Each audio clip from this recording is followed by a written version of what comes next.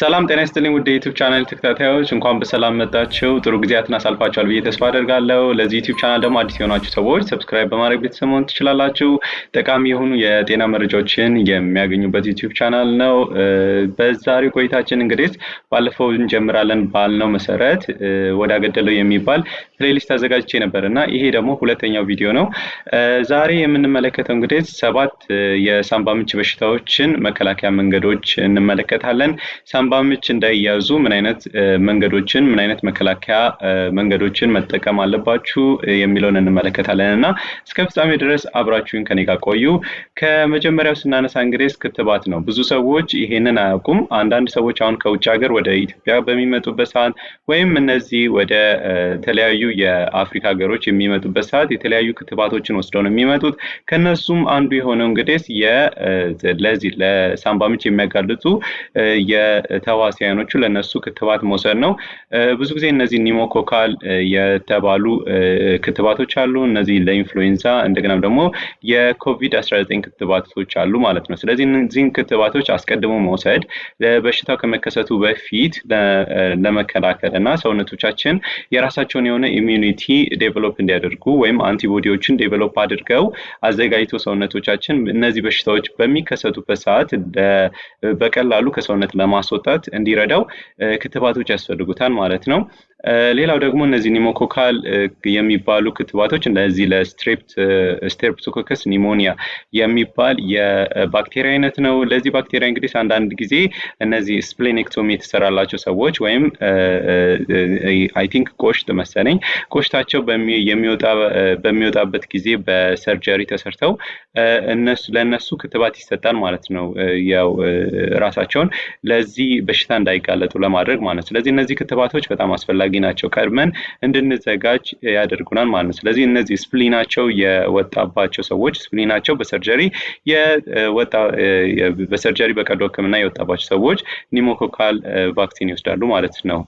ሌላኛው በሁለተኛ ደግሞ ማጨስን ማቆም ነው። ይሄ ማጨስ ወይም ሲጋራን ማጨስ በጣም ለሳምባችን እንደገናም ደግሞ ለአየር ቱቦቻችን በጣም መጥፎ የሆነ ልማድ ነው። ስለዚህ ይሄ ጭስ እንግዲህ ከሰውነቶቻችን ቆሻሻን ለማስወጣት ወይም እነዚህ የሚገቡ ባክቴሪያዎችን ትራፕ አድርጎ ወይም ይዞ ለማስቆየት የሚጠቅሙ የተለያዩ የትናንሽ የሆኑ ፀጉሮች አሉ። እነዚህን ሲሊያዎች እንላቸዋለን ማለት ነው። ስለዚህ እነዚህ ሲሊያዎች ስራቸውን እንዳይሰሩ በማድረግ የሳምባችን በሽታ የመከላከል አቅሙን እንዲቀንስ ያደርጋል ማጨስ ማለት ነው።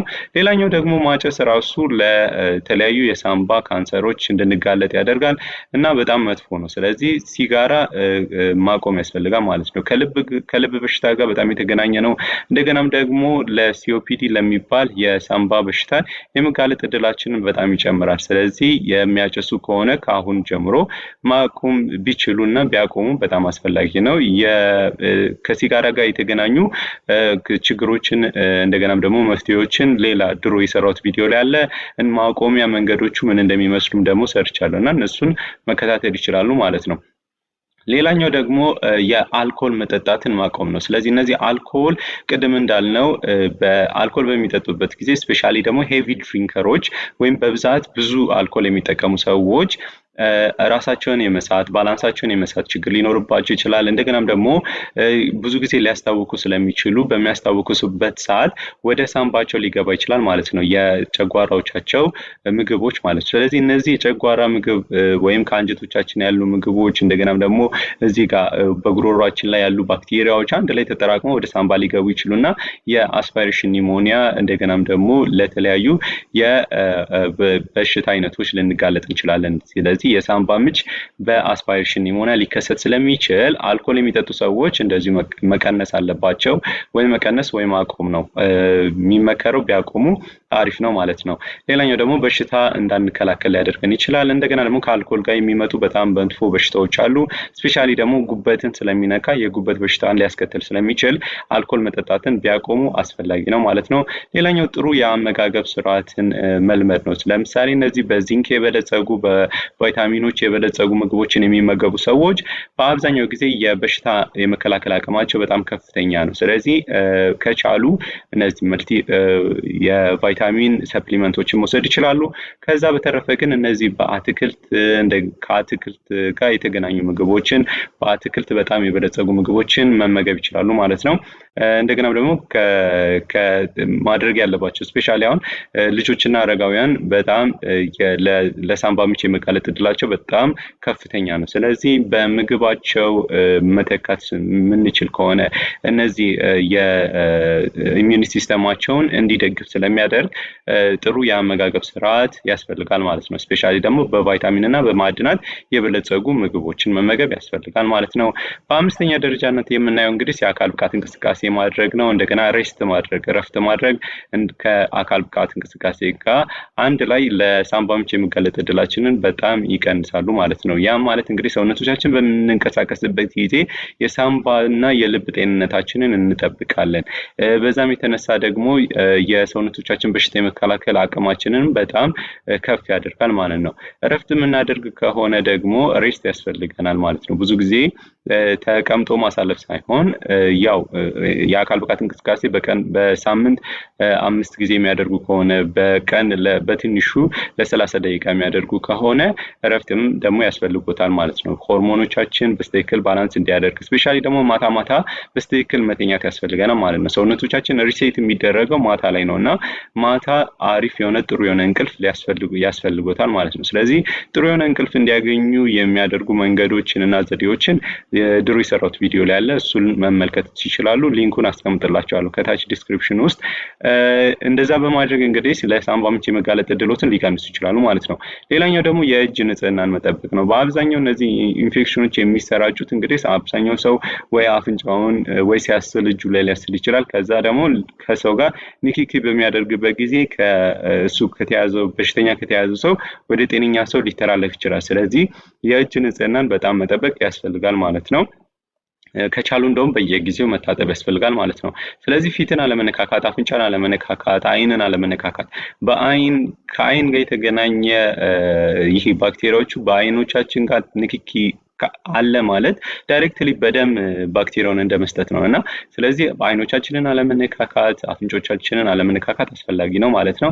ሌላኛው ደግሞ ራሳችንን ለመጠበቅ ማስክ ማድረግ ያስፈልጋል። እነዚህ ማስኮች አንደኛ ከእኛ በሽታ ተይዘን ለሌላ ሰው እንዳናስተላልፍ እንደገናም ደግሞ ከሌላ ሰው ደግሞ ወደኛ እንዳይመጣ ሊያደርጉ ይችላሉ። ስለዚህ እነዚህ ማስኮች በጉንፋን ወቅት ስፔሻሊ ደግሞ ሌላ ደግሞ በሽታው ተይዞ የሚያስል ሰው ካለ እና ለሚያስል ሰው ደግሞ እናንተ ኬር የምታደርጉ ከሆነ ማስክ አድርጋችሁ ቢሆን በጣም የተመከረ ነው ማለት ነው። እና ደግሞ እንደ ተጨማሪ ቦነስ መከላከያ ዘዴ የምነግራችሁ ስፔሻሊ እነዚህ ፐብሊክ ፕሌስ ላይ የምታሳልፉ ከሆነ ከማታውቁት ሰው ጋር ፐብሊክ ፕሌስ ላይ እነዚህ ከተሞታችሁ እንደገናም ደግሞ እነዚህ ለምሳሌ ይሄ ባስ ውስጥ የምትሄድ ከሆነ ለብዙ ርቀት ባስ ውስጥ የምታሳልፉ ከሆነ ወይ ማስክ ማድረግ ነው። ከተቻለ ደግሞ መስኮቶችን ከፍቶ በደንብ ማናፈስ ያስፈልጋል ማለት ነው። አየር መውጣት መግባት ያስፈልጋል።